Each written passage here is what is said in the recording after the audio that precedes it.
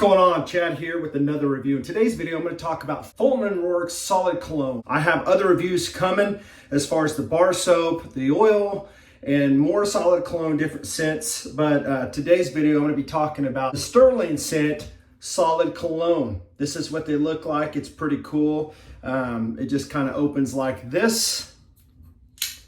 And you can see that I've used a little bit of it, and I do kind of have a hard finger sticking it in there. So, but you just rub it in like this, rub it on your pressure points, and let it heat up, emulsify, and then you just enjoy the scent. It does last quite a while on your skin. I get about 6 to 8 hours. I can still smell it. It becomes more of a skin scent after a couple of hours. It's nothing that's going to be overwhelming. I wear it to an office. I don't have to worry about it being a beast mode type fragrance. But it has bergamot and white musk on the top. I can get a lot of that musk, and I get a lot of the vanilla. It's got in the middle notes tobacco leaf and amber. And the base notes for the dry down leather and vanilla. It's a nice pleasant scent.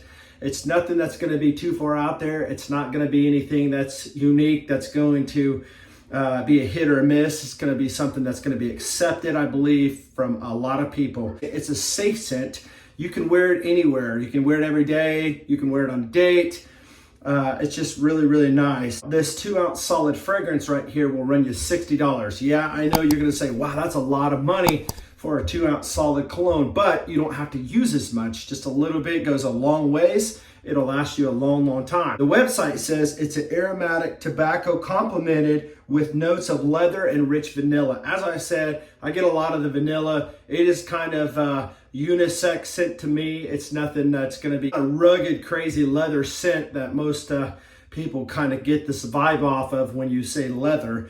It's a nice blend. I think you really, really like it. They say that the inspiration comes from a rich, complex fragrance that is tobacco. We spent more than a year getting the formulas just right.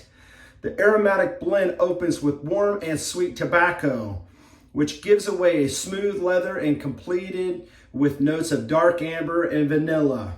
The result is the fragrance is assertive but not aggressive. As I said before, it is nothing that's going to be like a beast mode. It's not going to be crazy out there in your face. This scent was named for Mount Sterling in the western mountains of North Carolina. That's where they got the inspiration for the name Sterling. When you want a refill of this, you would just open it up like this, and this little tray